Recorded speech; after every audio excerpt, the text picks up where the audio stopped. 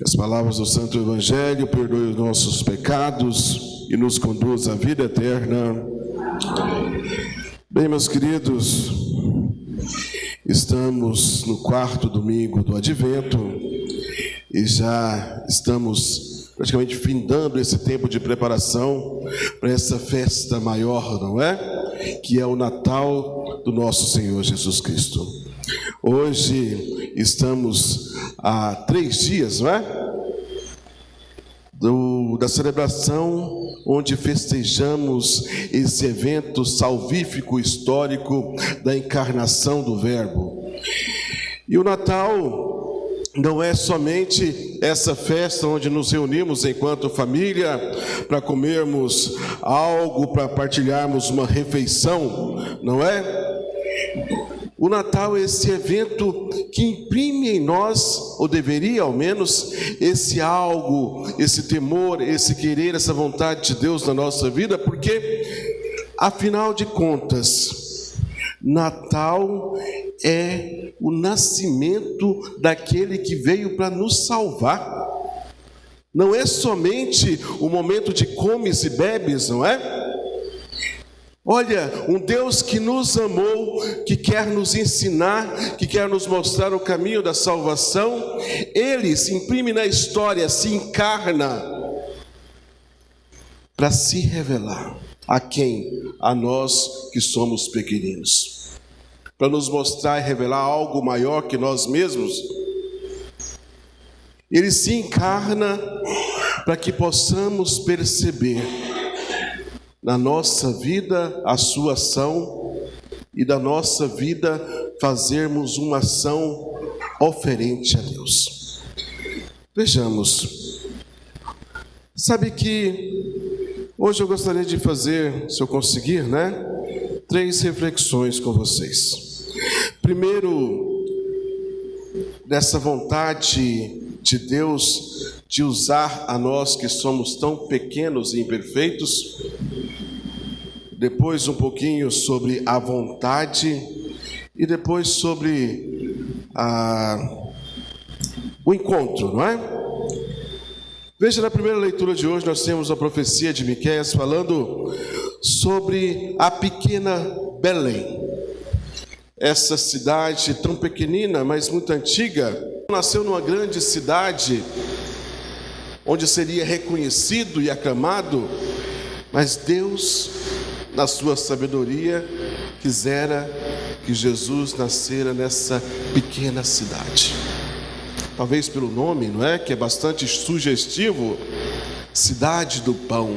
Ele que se tornaria o pão da vida.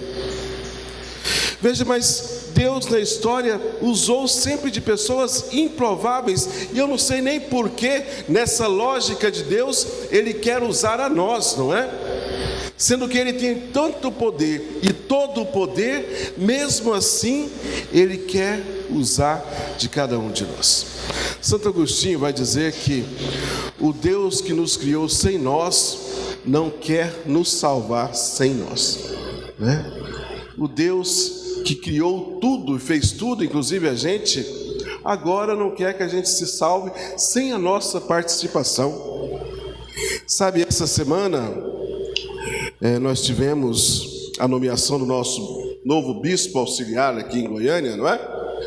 Dom José Roberto, e ele me relembrou uma frase no videozinho que ele postou, de Bento XVI, que é uma frase que eu gostava muito, que eu gosto muito e há muito tempo eu não escutava, não é? Numa das saudações iniciais do Papa Bento XVI, ele vai dizer: consola-me saber que Deus trabalha e age com instrumentos insuficientes. Quem são esses instrumentos insuficientes? Nós, não é? Nas nossas limitações, nas nossas fraquezas, Deus quer usar de nós, mesmo com as nossas limitações, mesmo nós não sendo suficientes, Ele quer trabalhar e agir conosco. E a gente vai ver os personagens bíblicos, históricos, da mesma forma, não é? Você pega Abraão, quem era Abraão?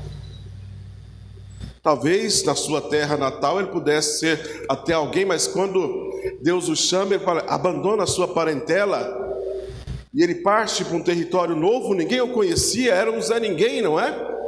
Veja José, usa de José. Moisés, embora tivesse sido criado ali na família real, depois que ele foge abandonando, porque matou alguém, não é? O Egito, o que ele é? Ninguém. Deus usa de Moisés. Não é? Veja, essa lógica de Deus que foge aos nossos critérios, não é? E a própria Maria, claro que essa mulher é sensacional, mas veja, Deus poderia escolher tantas outras com mais, vamos dizer assim, prestígio social, não é? Uma rainha, alguém mais famosa, alguém que tivesse um papel mais importante na sociedade, não poderia?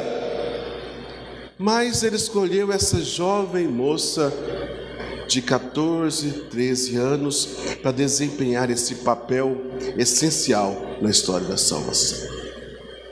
Deus quis usar de instrumentos não suficientes. E Ele quer usar também de cada um de nós, não é?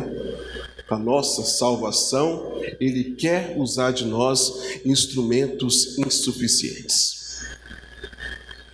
Olha, a segunda leitura de hoje nos traz um trecho da carta aos Hebreus, não é?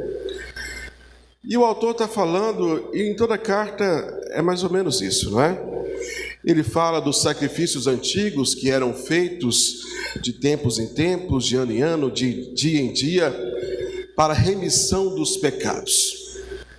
Mas Jesus, o sumo sacerdote, quando ele se dá como vítima nesse novo sacrifício de amor a Deus, ele, que é a própria vítima, ele de uma vez por todas sacia, né, essa, vamos chamar de ira de Deus, essa inimizade com Deus, nesse sacrifício perfeito que Jesus faz de uma vez por todas, pagando o preço da nossa remissão, não é? Da nossa redenção. Mas nesse texto de hoje, que nós temos esse trecho, fala-se muito sobre a vontade, não é? Porque o sacrifício que Jesus faz só tem seu efeito pleno não pela sua morte, não pela sua entrega da sua vida na cruz, mas porque ele foi obediente. Obediente. Porque muitos morreram e ainda hoje morrem por causa dos seus ideais, por causa daquilo que ele acredita, não é? Mas Jesus morreu por causa da obediência à vontade de Deus. Isso acontece plenamente e com tal significância porque ele assume a nossa humanidade. Porque se ele fosse somente Deus, não tivesse se encarnado, assumindo a nossa humanidade, a sua ação seria divina, somente divina, e ele não passaria pela a vontade humana. E a vontade humana que faz com que Jesus, no caminho do Calvário, e ali já no Horto das Oliveiras, sentisse essa dor, esse desamparo, esse medo, não é? Que quando ele reza a Deus, ele pede: Senhor, se for possível, afasta-se de mim esse cálice. E Lucas nos narra que ele, chega a suar sangue. Veja, mas ele vai dizer: mas faça segundo a tua vontade. Não é? A vontade do homem, a vontade humana, falando por causa da dor e do sofrimento, porque nós todos passamos por isso, não é? Diante da dor e do sofrimento, o nosso primeiro impulso é pedir a Deus: Senhor, afasta de mim essa dor, esse sofrimento, essa angústia. Senhor, afasta de mim tudo isso que dói, ou que ainda vai doer, não é?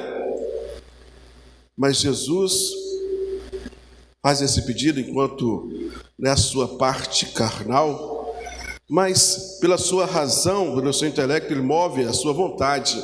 em direção à vontade do Pai. Veja, vontade, esse é algo essencial na nossa vida e a qual nós todos temos. O problema é quando a nossa vontade está distorcida pelo objetivo da nossa vida, né? Olha, vontade seria o quê? Seria essa faculdade, essa potência que nos move a algo. A vontade é regida pela nossa razão, pela nossa inteligência. Quando ela não é regida pela nossa razão, pela nossa inteligência, ela vive e move apenas pelas suas paixões, né? Pelos desejos, pela vontade de saciar algo, e essas satisfações são sempre momentâneas, né? Sempre queremos mais e mais e mais daquela mesma satisfação. Então a vontade, verdadeiramente, quando movida para Deus, ela é movida pela nossa razão, pelo nosso intelecto, não é? Nós percebemos uma verdade, algo que é melhor, e aí nós movemos a nossa vontade. Não é fácil, porque às vezes a nossa vontade está tão arraigada pelas nossas paixões, o que chamamos de vícios. Então é difícil às vezes mover a nossa vontade em direção à vontade de Deus. Mas pela razão, pela inteligência, não é? Olha, é como se eu percebesse, tem algo que é melhor para mim lá na frente. Então eu tenho que pensar a longo prazo, não é?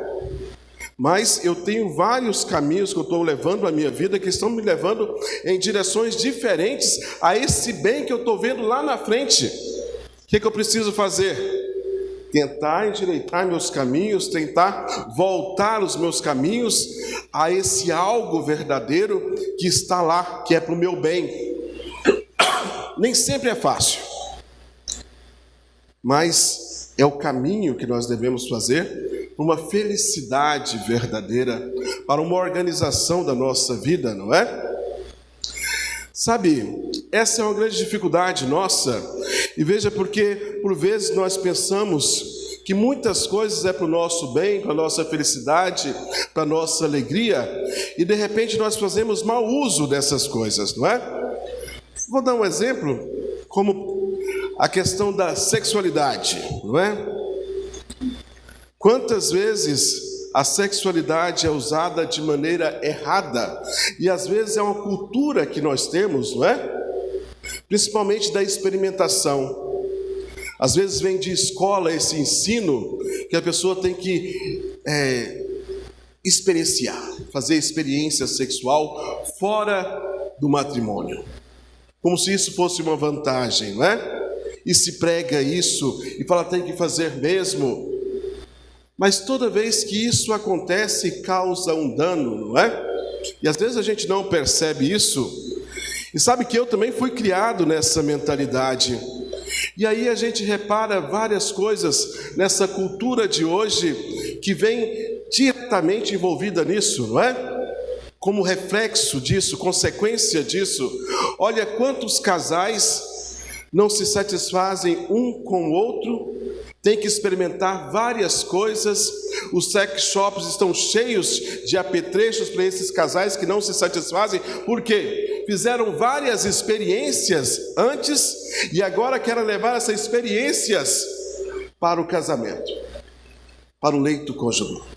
Então algo que deveria ser unitivo, o prazer que deveria cada vez mais unir aquele casal, hoje é usado de forma desregrada por uma satisfação. Já não tem mais esse conceito de unidade, de unir, não é? Não é uma distorção da nossa vontade, de um bem maior que deveríamos procurar? É algo para a gente pensar na nossa vida, e isso desencarrega muito mais coisas, né, que eu não vou me ater hoje. Mas veja, a nossa vontade tem que ser guiada pela nossa razão, para que a gente perceba um bem muito maior lá na frente, para que a gente possa voltar a nossa vida para esse caminho, para que a gente possa perceber, olha, esse bem maior é o que eu preciso na minha vida. Então, Vou endireitar os meus caminhos para estar na vontade de Deus. Sabe, estar na vontade de Deus não é uma